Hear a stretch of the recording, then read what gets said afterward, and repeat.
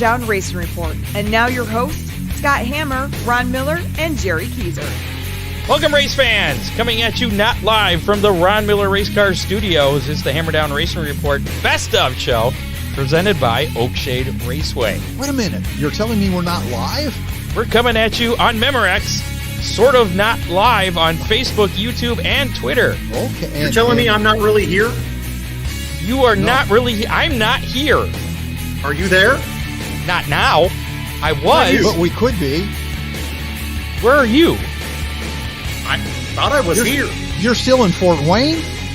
That was it's 2 weeks ago. Jerry? Well, you know, this is a best of show. I thought it'd be best to be right here. Well, okay. So, yeah, we're off this week. We hope you're enjoying the holidays, and we've put together some of the clips of some of the highlights of over the past, 4 years we've been doing this now? Yeah.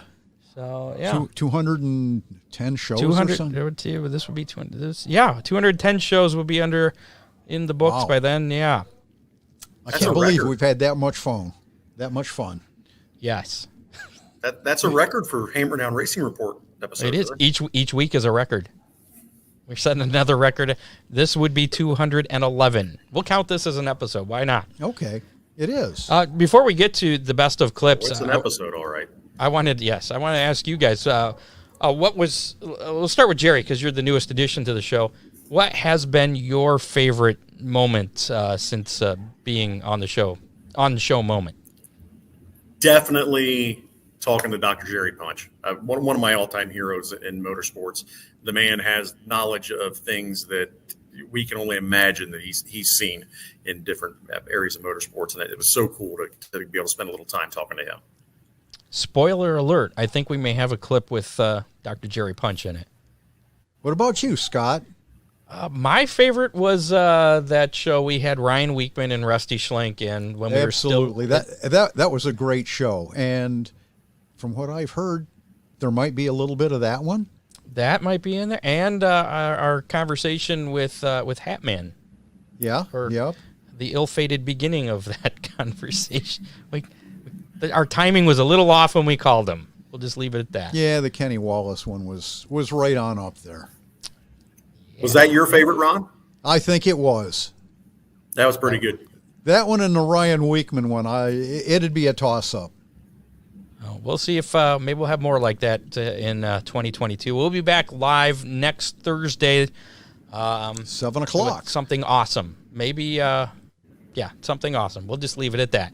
So, again, thanks, everybody, for listening and sticking with us over the years. And we hope you continue and enjoy. Yeah. Happy New Year, everyone. And make sure you make it to Sandusky Speedway for the hangover race. Going to be a good time. That's right. We'll all be there. We will all be there. The two of us will be racing, and one of us will be talking about it. Oh, yeah. And we're not going to tell you who's doing what. Yeah, we're not going to tell you who's doing what. Unless that guy scores a ride. I always carry my helmet bag just in case. All right. Well, we'll see you Saturday. We'll see you New Year's Day in person at Sandusky Speedway. And if you don't make it out there, we'll see you next Thursday. Enjoy the best of. Yeah. Now, wait a minute. How cool is this going to be if I watch when I come up to do this live at your place? Say what? That'd be good. I'm not really am I really in Fort Wayne, or am I in Toledo, or am I in Michigan, or am I in Lima? We'll let our listeners decide. Where's Jerry? Okay. Yeah, somewhere. Where's Waldo? I got the right colors. There you go. Just need the hat. That's all. All right. Happy New Year, everybody. Enjoy. Enjoy the best of show, folks. Thank you for listening. It was opening night, and a guy had lost a gas tank. It was just a stock gas tank, and they made a mount for it, kind of a cheapy mount, but it never actually got welded in there. And they just fell out of the car, and they left it out there for a couple laps, and I found it the hard way. From what I read, you were racing for the lead in this race. It was like I was. Was it the last lap or something? Last few laps, yeah. Okay. Yeah. Started in the tail and worked my way up, and yeah, it was. I finally had a fast car. So you're running second, right? Right. And were you making a move for the lead at this time, or? I was trying. Lauren Sauter was ahead of me, and and he was the man in black. He was like Dale Earnhardt. You ain't gonna beat Lawrence Sauter. And but I had him. He was always right bumper to bumper. We were really going at it. And all of a sudden he went way high, and I goes, there's my opportunity. And I went down low, and right there was a gas tank, and it bursted open and got wedged underneath my car. And I didn't realize what it was at first. And somebody else drove through there, and their exhaust must have lit the fuel. And then I panicked, and I couldn't get the seat belts undone. I couldn't get my window net undone. And of course, when you get in a fire like that, you're instantly blind because it just melts your mask, and not to mention it's really hot in there. I would imagine it would be kind of toasty. Yeah, it does get a little warm. Joe, while you're talking, hold your hand up just so some of our listeners can see what Sure. What happened in the fire. And I did have gloves, but I had soaked them with fuel, gassing up the race car, and so I left them on the trailer. So they didn't do me a whole lot of good. And Ron had sold me the fire suit, like we said, previous to that. So I'm really glad he did that, or I probably wouldn't be here today. And his face too. He was a Tom Selleck lookalike prior to the fire. Real close. Oh yeah, people got me confused with him all the time. It's like Magnum. I'm sorry. I take my cheap shots when I can, Joe. I'll do the same to you. So how long were you in the car before they could get you Way out? too long. Way too long. It seemed like an eternity to me, but I'm not really sure. But it was quite a long time. I remember a quote from, and I don't remember if it was one of the paramedics or who it was that was there, but Joe was sitting in the car and hadn't taken the steering wheel off, and he was beating his hands on the steering wheel. And apparently in the ambulance, they asked him why he was doing that. He said, well, my hands were on fire. I was trying to put them out. And Yeah. I don't remember if you remember. I don't know if you remember that or not. I do. So what's going through your mind when you're in that situation? Well, at first I was in sheer panic, and I kept going back and forth from my seatbelt, trying to get it undone. Of course, I couldn't feel anything. Was it like the regular? Yeah, just a regular latch and seatbelt. link, yeah. And of course, I couldn't feel anything because I was totally engulfed. When I hit that tank, it just saturated me with gas. Well, not only that, was like Scott. wet. So it sprayed the gas all over? And it would have vaporized a lot of fuel, which would have made it explosive. And it was a real big explosion per se. Yeah. Yeah. Could you tell if there were any track crew that were there trying to help? I could get you not out? tell at the time. Okay. But then I got to the point that I said, I just got calm, and I says, you're going to die in here if you don't get out. It's like a voice talking to me or something. You're going to die. You got to calm down, and you got to get out of here. And I grabbed a hold of the bar next to me, and I knew I didn't have the window net undone yet, but I grabbed a hold of they call it a petty bar, I guess some people call it that. Grabbed a hold of that and just pulled myself right through, and I'd been in there long enough that the seat belts had melted. Wow. And the seat belt snapped, and I went rolling out on the passenger side, but there I was laying in a pool of gas, that was still burning. And then I passed out and don't remember anything. Wow. You okay there, buddy? Yeah. Oh, I'm fine. All I'm right. fine. And then I woke up, and I thought I was dead because all I could see these really bright lights, and I had this girl leaning over me. Was she pretty? Must have been dead. She was very pretty. Her name was Wendy. Of course, you looked like Tom Selleck. So. Yeah. And she was the EMT, and she was talking to me and trying to tell me what was going on, and they were... Was this in the ambulance or in the hospital or? No, this was laying on the track. Dr. Punch, I know one of the stories that we had talked about, me and Bounce talked about earlier this week.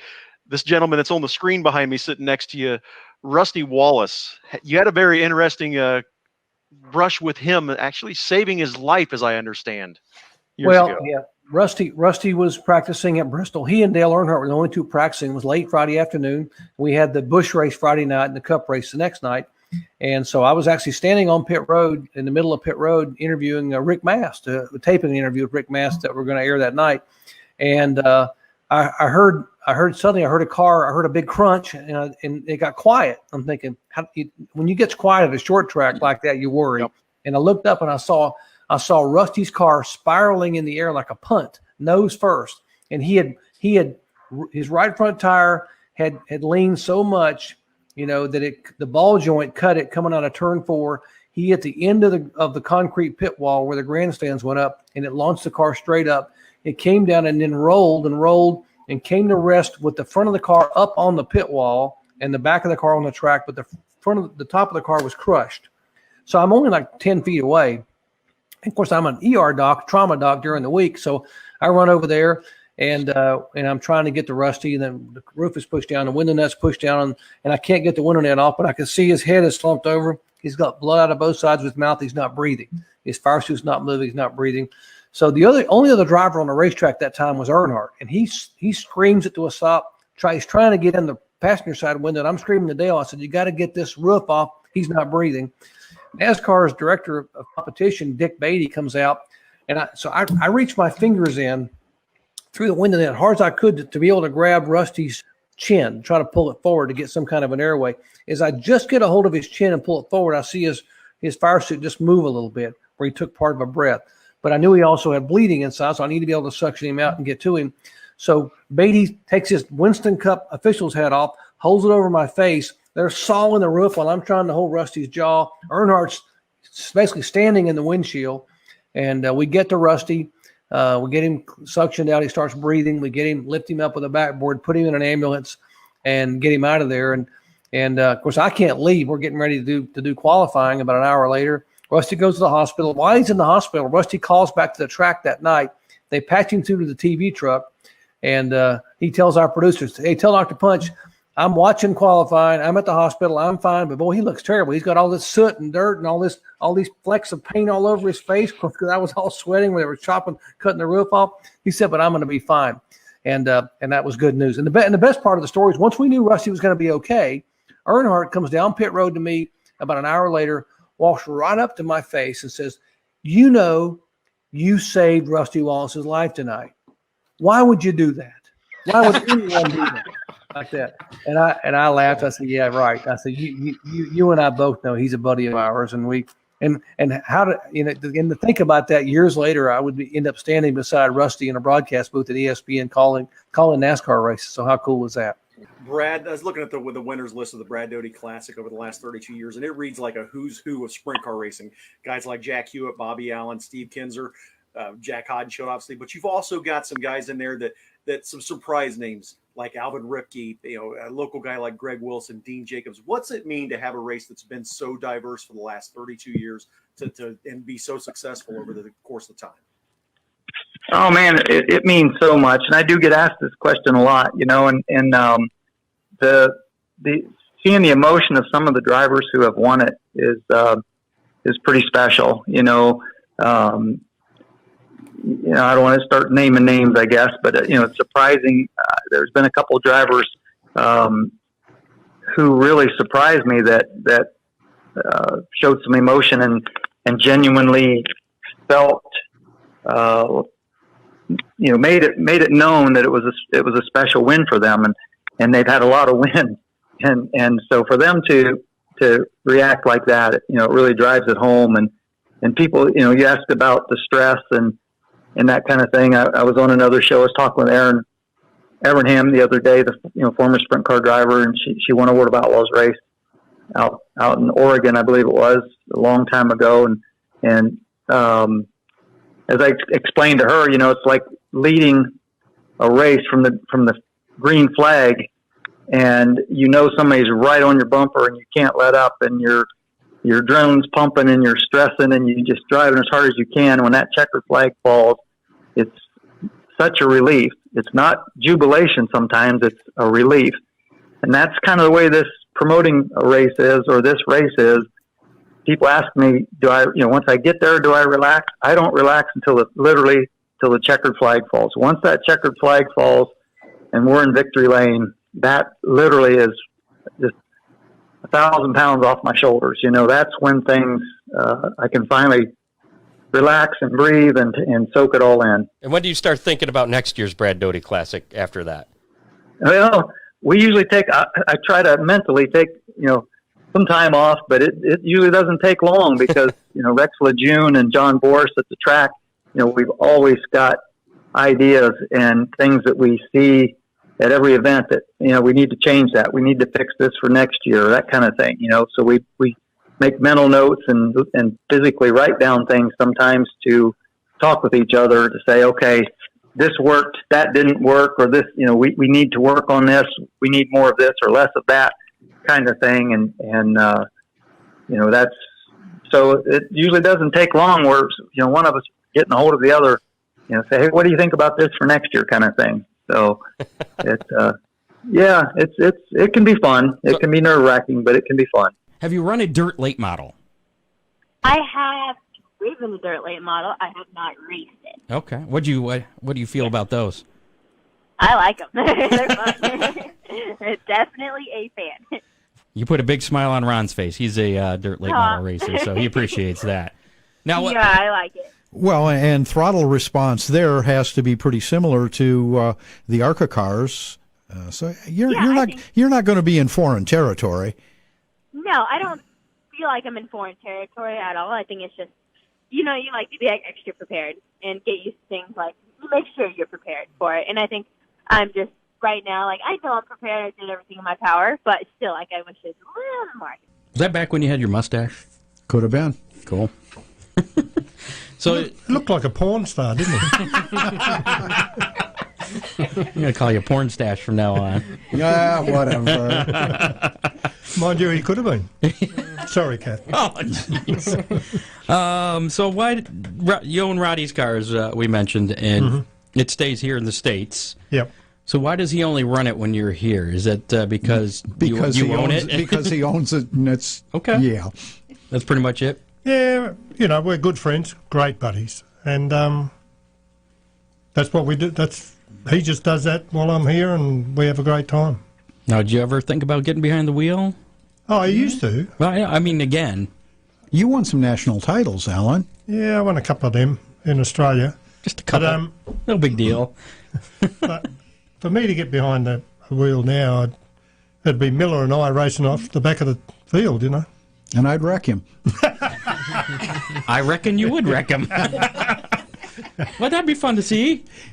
Well, then be even more fun to be a fly on the wall when you get back home, since you guys are staying in the same place. Yeah, it's amazing how that works, huh? We'd work it out. A couple of Coronas and it'd be all forgotten. Now, I don't know if you remember, I think it was last summer, I was asking you about Australian pursuit races, and you were like, what is that? I've never heard of an Australian pursuit race, because I asked if they had American pursuit races in Australia. And the answer to that was... No. Not a thing. I'd never heard of it until I came to America, no.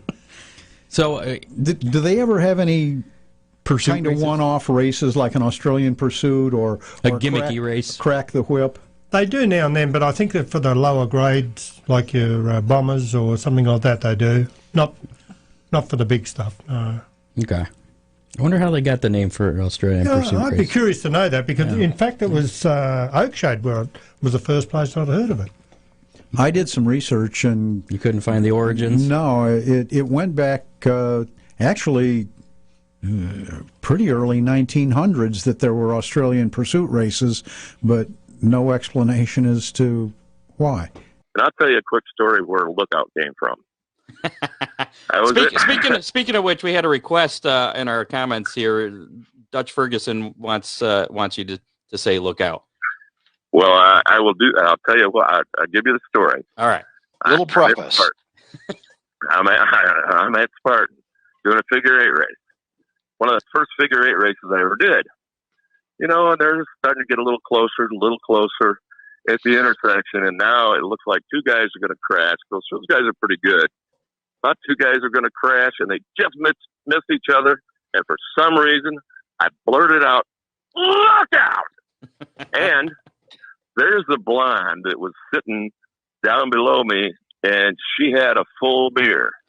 When I yelled, "Look out," she threw that beer in the air, and everybody around her looked up and goes, "We're going to get wet." It was right in front of me. So I'm going, you know what? I got something here. So that's where the Lookout came from. That's awesome. I've used it ever since. and it still works. It And I still couldn't works. tell you how many places I go through, and people just yell at me, "Look out!" When I was 12 years old, I moved up into a full-size stock car.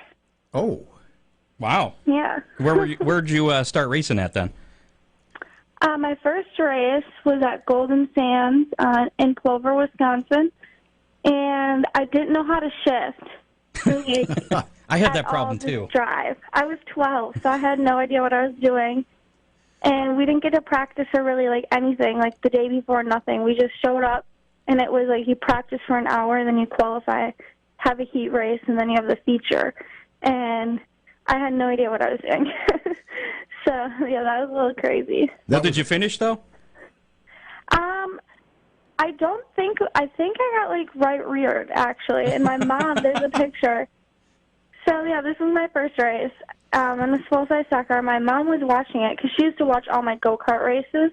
And she was watching just like she would a go-kart race. And she was standing directly where I hit the wall. oh, jeez. So she was she never watched a race again until a year later, my best friend from high school came with, and we were actually at State Park Speedway this time around racing, and she made my mom watch the full race, and it was the first race, the first feature I ever won. Well, that was pretty cool. Yeah, and my mom watched, from green to checkered. Now, that is on pavement, right? Yes, it was on pavement. Okay. Have you ever raced a full-size stock car on dirt, or you just been racing on pavement? Sorry. We get there, and I wasn't going to race at all. I came to hang out with the team, and I was going to race the following weekend, and I just wanted to come see the track that was really close to my house and, hang out with everyone. What track was it? Tomahawk Speedway. Okay. Yep. In Wisconsin, yep. So they're like, oh, well, you're here. You might as well race it. And I was like, okay. So apparently you don't get practice in dirt, which I had no idea. But since I was a rookie or, new, they gave me 3 laps. And I was like, okay, well, I really have no idea what I'm doing. I've never raced dirt before. And the guy that usually wins, I was like, well, can he just go out there and can I follow him and, see what he does? And they're like, yeah, but you only get 3 laps. And I'm like, okay. And he lapped me in 3 laps. Well, That's how bad I was.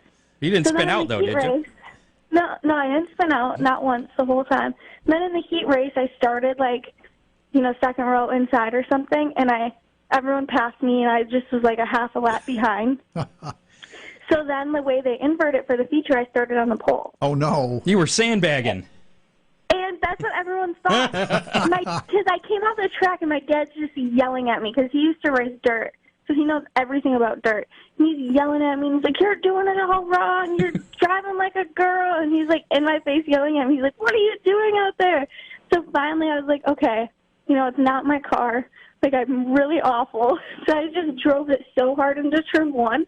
And then I, got all sideways and stuff, but it didn't do anything crazy. And I was like, oh, I guess this is how you drive a dirt car. I had no idea because no one ever taught me nothing. My dad never said any really advice to me other than, what are you doing out there? So, And you won? So, yeah, I won. I lapped 4 cars. Wow. It was crazy. Yeah. So what happened? We grew up in Arnold, Missouri, where I live right now. I moved back home. I literally live a half a mile from my childhood home. So I came back home, and I love it. And so when we were kids, we were under middle class, very under middle class. So like everybody else, we were next to poor, and we ate, bologna and cheese sandwich with mayonnaise or Braunschweiger and cheese. Well, back then we'd be out in the garage. You could if you put 2 race cars in our shop, you could hardly walk around them. But Rusty would always bitch me out and say, go make us 6 sandwiches, damn it.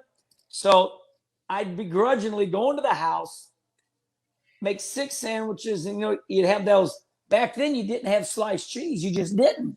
You had block cheese. So we had a slicer, and you'd slice the cheese off. And because now imagine I'm hyperactive. And so I make these 6 sandwiches. My hands are dirty. There's grease on the white Wonder Bread, when I make them, but we didn't care. And so now let's fast forward, right?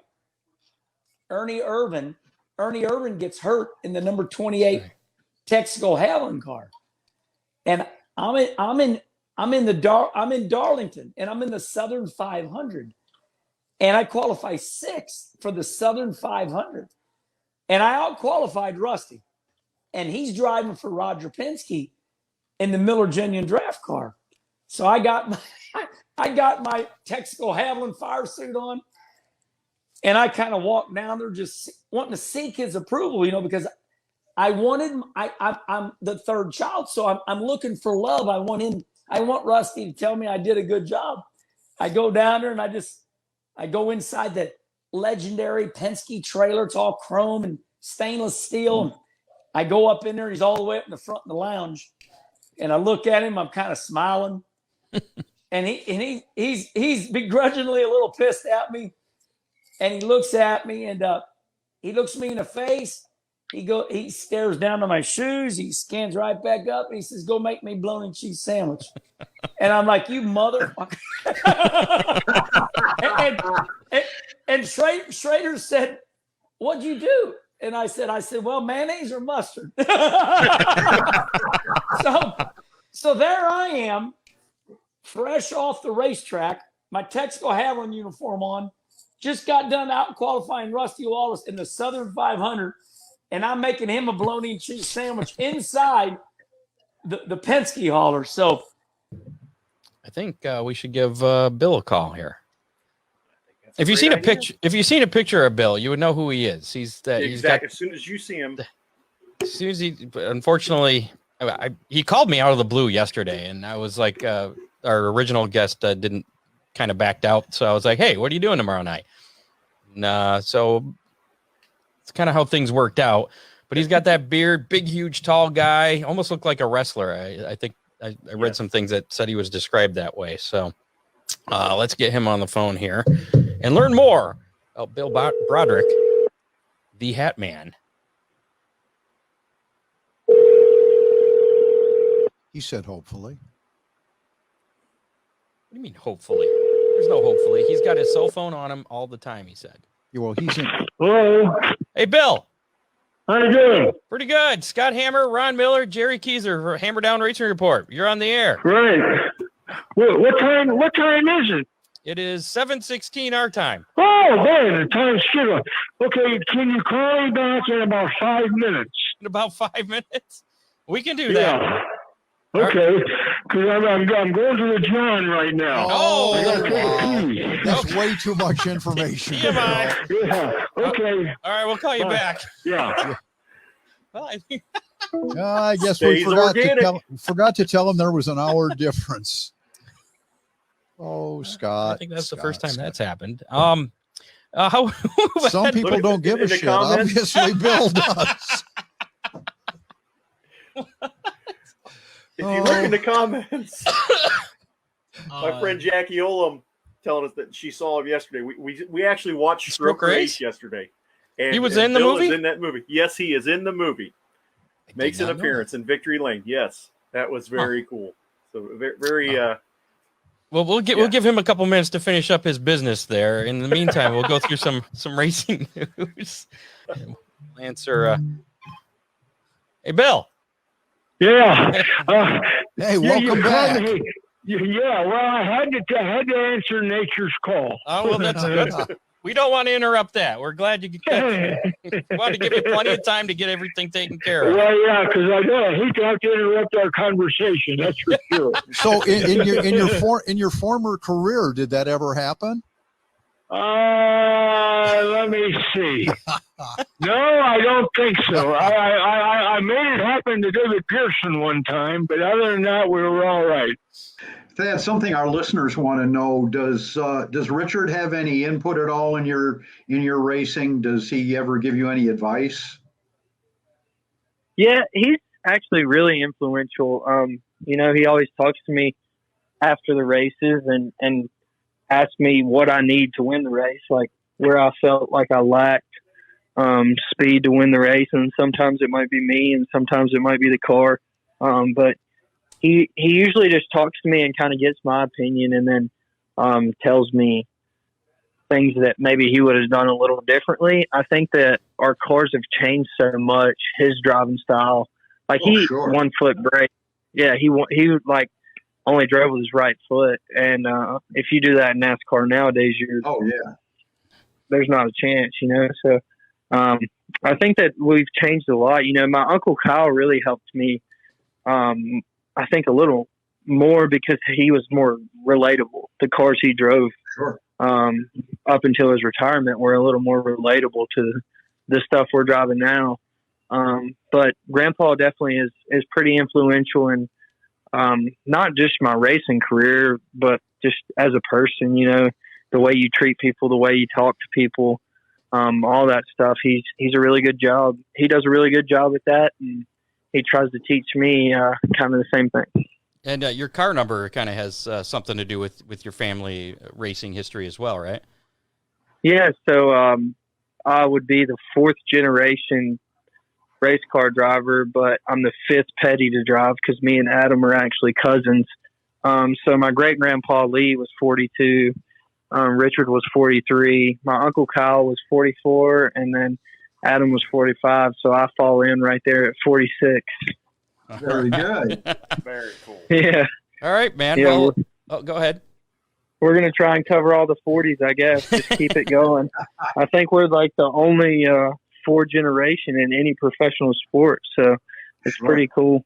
Impressive. To be part of that. But hopefully we can keep it going. What other good weather stories do you have besides changing air conditioning out in the middle of a lightning storm? Oh, man, I like from this year or from I don't ever? care. What do you got? I don't know, man. I love weather gets stories. Weather gets me all the time. I feel like we're always in a tornado or a thunderstorm. Or I was driving the hauler on the way to, I think we're on the way to Macon, middle of Illinois, trying to outrun one of those nights where we got rained out at one track, went to another, and finally busting butt to get to Macon. And we were literally watching tornadoes go past us to our right, and it picked the hauler, my old white hauler that I had, the one that was all beat up that I crashed into a bullpen. Yeah, that one. It literally picked the hauler up and slid me all the way over into the other lane and set it back down. Talk about scary. You needed a wall. Yeah, we needed. If you had a wall, this could have fixed it. Yeah, we needed that wall. And where were they trying to put the wall? I don't think they had the zoning permit yet. So maybe is this what Trump's talking about? Is this for the weather or? It was going to be like a 1,000-mile long wall. On a more serious note, your forecasts actually do affect how the tracks do, if they're going to cancel or not. Because if you I say, better get more serious. If you about say this, it's going to rain, then people are going to make their plans ahead of time. Now they're not going to wait. They'll be like, oh, it's going to rain this weekend. I'm not going to go to the racetrack. And so then tracks kind of take that into consideration. Sure. Not just the track is unraceable. It's like, well. And it's so tricky this time of the year most of the time because this weekend is fine. It's going to be dry. But, let's take last weekend, for example. It was hotter than hell outside. It was muggy. And you guys know when it's like that, wherever it does rain, if a shower pops up, you're going to get like 4 inches of rain, and it's just going to dump. You could go 2 miles down the road, they don't have a drop. And that's what makes forecasts in the summer so difficult, and it's why meteorologists are always wrong. I mean, we are. That's why you get paid. About perception. Says no meteorologist ever. I like to think I get it right 60% of the time, not 50-50. But that's why you get paid. Is that your forecast? Yeah, 60% chance of getting it right. 60% of the time, I get it right every time. Okay. So who's the meteorologist that takes care of the blue app on my phone that's always wrong? What blue app? Yeah, the blue one, the weather channel. Yeah, you need to delete that. Yeah, get the first alert weather app. But that doesn't. Do you cover everywhere? Yeah.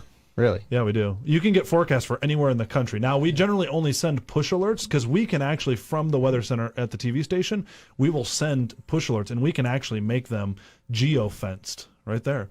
So if you're out at a racetrack, let's say I know that there's a huge race at Sandusky or something, and I know there's a ton of people out there, we can circle the track, send a push alert, and it says, hey, Sandusky Raceway, whatever it is, sorry. Did I get it right? Speedway. Oh, well, there you go. I can say thunderstorm coming in 20 minutes, and that would be directly from me. So we can do stuff like that. Weather Channel is all computer. It's from a I'm going to send you database in all Atlanta. sorts of racetracks next year. Do it. I'm all about it. The whole hell tour. I'm just going to circle every track. You're going to I Michigan? needed lots of warnings. You need lots of I warnings. needed lots of warnings this year. We got.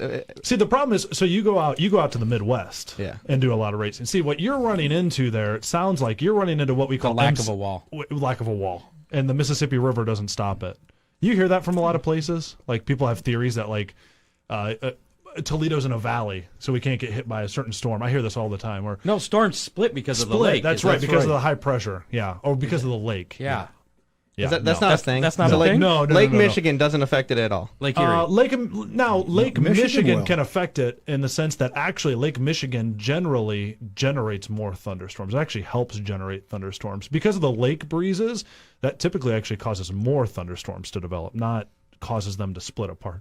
And if anything, there's instances where we have specific instances where the lake breeze that develops during the day helps a storm produce a tornado that otherwise couldn't have produced a tornado because of the temperature differences from the lake to the land. I heard one of your cohorts talking about that the other day with the storms coming Yeah, through. on Sunday, it was in southern Wood County, there was a tornado warning, and that was a storm that interacted. The lake breeze was crashing south because the wind turned out of the northeast. That thing had no business spinning in any way, shape, or form. As soon as we could see it on radar, it hit the lake breeze. This storm came at it from the southwest. As soon as it hit that, we could see on radar, it started to spin. It only spun for about 5 minutes. So as soon as the storm clockwise crossed, or counterclockwise? most storms spin counterclockwise. So but it's not like a all, little race. Yeah.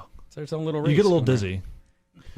Not all tornadoes go counterclockwise, though. Wait, south of the tornadoes equator? turn different directions? Mm-hmm. Only They in spin Australia. different directions. That's right. It's like the toilet. It's like the toilet.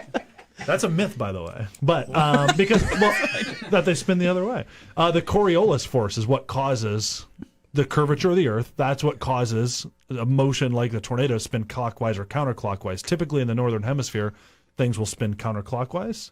But a tornado is on such a small scale that the curvature of the Earth doesn't mess with it, and so the left-hand turn. Anyway, so 1 in every 10 tornadoes typically spins clockwise instead of counterclockwise. Huh. So he's way more interesting. Why didn't we just have him on? Why did I have to talk? Wait, you got Meanwhile, your own... I'm looking at the Facebook Live numbers going, doo. Now you have a podcast that Off the radar. Yeah, we just started it back up this week, actually. Yeah, we geek out over that. Talking about putting it on iHeartRadio. Yeah, I that'd got be an pretty email cool. about that. So that'd make us a big deal. Yeah. So we just go over there, we geek out. We're trying to do all sorts of new stuff on there, but that's about weather. You guys don't talk about racing. Oh, we could. Why not? I'm just excited. I get to go to when I go out to St. Louis next time. All my buddies out there think that the Mississippi River is like magical. No. I can't wait to tell them like you're wrong. You're wrong, Colonel Sanders. Makes good chicken. But I worked in Quincy, Illinois. That was my first station that I worked at. Yeah, I'm sorry. No, shout out Hannibal, Quincy. So the Mississippi River, there were people that thought like the bluffs at Quincy would make a storm split and like break apart. Like it's one of the most incorrect things ever, because I actually have an instance of when I was storm chasing out there where a storm was doing nothing. I went out storm chasing. It was a little storm. I thought, what the heck? I had some time off. It caught up to the Mississippi River and was crossing it, and because it was super muggy, I actually saw the storm develop and get stronger as it was crossing the Mississippi River and then went to the other side in Illinois. So if anything, again, there's times where rivers and stuff actually intensify storms. Now, Rusty's really interested in your app. The Summer Nationals, which Rusty ran all the races that were run this year, is usually 28 or so races over the course of a month. So they're going from town to town to town. You do 28 races in a month? Yes. That's called the Hell Tour. They call it the Summer Nationals What the Hell hell's Tour. wrong with you? Exactly. It's like 3 or 4. I think it's almost 4,000 miles. Where do total. you where's the furthest you go? Iowa. Yeah, we race like Michigan, Indiana, Ohio, Wisconsin, Illinois, Tennessee. No, we don't go to Kentucky at all, do we? No, we didn't. Paducah canceled, so they don't do Kentucky anymore. Missouri, Iowa. Wow. All Midwest stuff. Over a month. Over 28 tracks in 30 How exciting days. are the interstates? We only ran 18 this year because of the weather. Because of the rain? It sounded like, too, what you were talking about last year, where you went from racetrack to racetrack trying to get a race in, you're probably getting chased by one of those big thunderstorm complexes. They're called MCSs. You can't, you're not going to outrun most of those, by the way. Just so you know. So you might as well just give up once it starts happening. We raced that night. If you see, well, good, but if you see a huge line developing like that, on radar. Like let's say you're at Quincy and you look north into Iowa and you see like one of those huge bow echo lines of storms that goes from like Dubuque all the way to Kansas City sort of things. Look at where the hottest temperatures are on the map. Like if you see the hottest temperatures are up towards Chicago and Wisconsin, it's going to gravitate going that way, just so you know. If it's down towards St. Louis and Missouri, it's going to generally gravitate. Now, it's not, a set rule, but typically those thunderstorm complexes, they need more energy to sustain themselves, and they'll go into the most unstable air. And generally the most unstable air is where it's hottest at. So they tend to dive south. So what you're saying is heat is a storm magnet. Absolutely. Well, it's what, every storm eats. I think of a storm as an animal. It's like Pac-Man. Yeah. I miss Pac-Man. Oh. Yeah. Well, I'm not sure, though, because racetracks should attract a whole lot of rain because there's a huge amount of instability around racetracks. Speaking of which, I don't think we're talking about the people, Ron. So there's this theory. I thought you were going to talk about all the hot air around them. So there's this theory that Darrell Waltrip and other people have that there's this thing called the racing vortex, where you get the cars going around the track. It creates a vortex, which keeps the... this is not a real thing, right? Oh, it's a real thing. It's a real thing. I'm asking you whether it has any... That's one of the dumbest things I've ever heard. Sorry, I respect Darrell Waltrip, but that's stupid. If you, in his defense, I can honestly say I have never been rained out while the cars were under green flag. Every time I get rained out at a track, if it rains on me while we're racing, it's always under a yellow flag. We're always under caution. Where the vortex is. All right, then I'm an idiot. It's right. Okay. You heard it. You heard it here Just first. need a bigger wall. Let's publish this. Let's do it. Vortex. Racing vortex is. I've been fogged out before. Why don't you just turn the low beams on? Right. Seems pretty easy. So how'd you get into the announcing end of things? Well, my mum always says that my announcing's never changed since I was a little kid announcing Hot Wheels cars on her bed. She just said that my voice got a little deeper. So, and we've all done that as kids. Well, Ron used to play with those like Ben-Hur chariots when he was a kid. That was kind of different. Actually, I was one of the little kids that played with the plastic cars under the grandstands at the races. Yeah. My dad had a push truck. Wow. And he would take me to the races with him, drop me off at the front gate. I'd go in, and he'd go back in the pits and push cars. And I was probably 6 years old. Wow. Just totally different world back then. Yeah, that's cool. So you couldn't drop your kid off now. Yeah. My boss said to me at the time, he was allowing me to write the articles. He said, "Do you want to announce?" And I was like, "Well, yeah, I guess I do." And he said, "Well, you need to go to what we would call a winter track, a country track, and learn." So I spent 6 months just trying to recall what I'd heard from every other announcer over the years, and I just learned. I can't even listen to that stuff back then, Scott. It's like, oh my gosh. I guess it's like every, it's like, wow, really? And so I just learned my craft there, and I ended up working full time at the Speedway at Claremont a couple of years later. So I really never dreamed that I would work there and do what I was doing, but it became my dream job. So how'd you end up in Findlay? So a gentleman named Mike Nelligan, a photographer, he was staying down in Australia for a holiday, and I said to him, "Are there any tracks in America that might want an announcer from Australia?"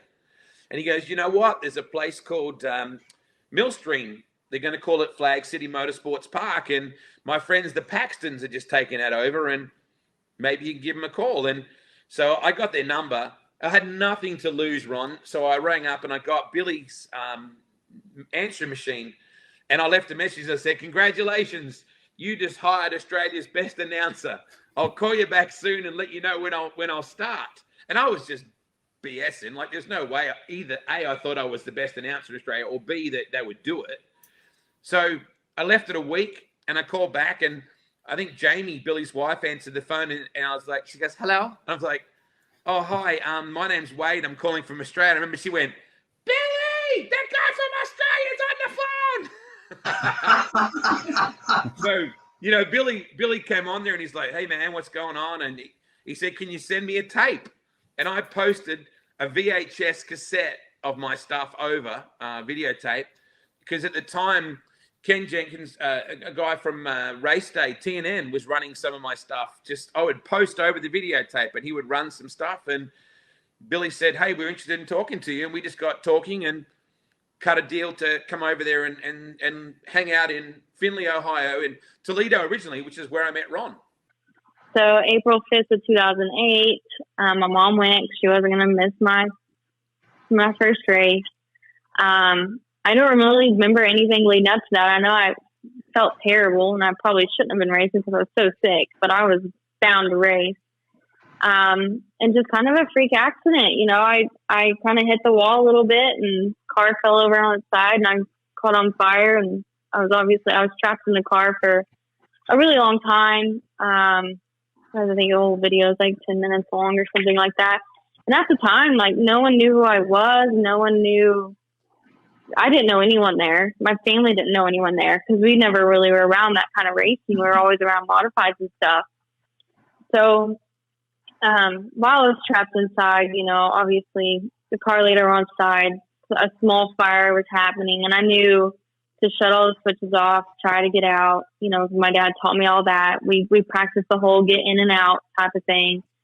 And I couldn't get out. I was stuck there, and I didn't know what was going on, so I couldn't see nothing. I pulled my helmet off, and then the fire just got bigger and bigger and bigger. And then you hear everyone yelling and screaming, and this complete chaos happening. And I was like, man, I was sitting here way too long. And then I remember closing my eyes, and then I opened my eyes, and I'm laying on the ground next to the car. And then at the time, I didn't know it, but Donnie Ray Crawford, who was another racer waiting to race the next race, had actually ran to my car, pulled me out of the fire, and saved my life. I mean, he was just a God sent angel that rescued me that day. And ever since then, I went to Shriners Hospital for Children in Galveston. Long story short, recovered in 8 months or so, spent 21 days in ICU, and now I'm 45% burned. Deep 3rd and 4th degree burns. So pretty badly burned, but I've never let it stop me. And even right after I was in the hospital, I was like, where's the car? Is it fixable? I mean, can we get it going again? And my parents were like, no. My parents put the foot down. They said, you are not ever racing again. Your dad's not racing again. Everything's going away. We're selling everything, getting rid of everything. And obviously, I couldn't really do a whole lot then because I was still recovering. But by December of 2008, same year my accident happened, I talked them into finally getting me another race car, and I went back to racing in April of 2009. So just kind of it's just a freak accident, that no one could have prevented. We have a lot of bad things that have happened in the world, and just accidents that, people are, getting hurt, and just still fires are happening to this day. And just, it's unfortunate that sometimes it's just not preventable. You know what I mean? It was meant to happen, and it happened. And I accepted it. I always told my parents, I was like, I'm glad it happened to me and not anyone else, because I'm okay with it. Like I made it through it, and I would always tell them, well, I'm blessed that I was strong and pushed through and still racing to this day. So it's just a bit of a long story. I could go on for hours and probably should write a book one day, but you should. There's a whole lot more to it. We can keep going, but I'll keep it short and sweet. I've just been racing ever since April of 2009, full on as a career, and love every minute of it. Wouldn't change a thing. Jack Pfeiffer was doing the announcing at both Oakshade and Toledo Speedway, and Toledo Speedway had their rock concert coming in, so Jack couldn't announce at Oakshade. So he came to me one night in the stands at Toledo and said, would you be willing to announce at a dirt track? And I said, sure. And I, proceeded to get lost out in the middle of Fulton County, but eventually showed up at the dirt track, and I did the job. And John Green liked me, and he said, I'd like to keep you on. And I said, sure, love to do that. And when they told Jack wasn't keen with that idea. So Jack was no longer the announcer out there. And then I got banned from Toledo Speedway for that. And I actually got thrown out of there. I was on a press pass because I worked at the radio station. And I went there with my son to watch races, and security comes up and says, you're going to have to leave. And I said, well, I got a press pass. And I showed it to him. He says, oh, about that. And he took it away from me. So I went back out to the parking lot. And, this was when Sonny Adams owned the track. And I went back out to the parking lot and I paid my way back in. And being the, kind of person that I am, I sat in the same seat. So they came back and they got me again. I said, you can't touch me. I paid my way in. They handed me my money back and sent me out again. So we went home. But, I guess some people carry a grudge, but that's okay. I eventually got back in. But then I started working at Oakshade, and we race on Saturday nights, and sometimes we race on Friday and Saturday nights. And I think I put about 10, 12 years in out there, and then finally they got tired of me. Well, maybe for me they were. I was a lot younger then. I can still remember the time that we're standing there, and my son walked up to Tracy Grimes and said, only sissies wear yellow fire suits, and he swung at him, but the kid's only 5 years old. And I can remember sometimes talking there back in the Larry Yanis days, and we're just sitting there talking racing, and I said, what's that over there? Well, that's the sun. The sun is coming up. So then I had to drive back, to Toledo with the sun coming up. So are you guys done with me? I'm going to go visit Bill Broderick. And you're going to get some business to take care of? We should come back with a new hat. There you go. Yeah. No, I just had to get that in there after last week. That was one of the funniest things I heard all week. And it's just like, oh my God, the joys of live programming. You have been listening to the Hammer Down Racing Report, available on demand on iTunes, Google Podcasts, Spotify, or your favorite podcasting platform.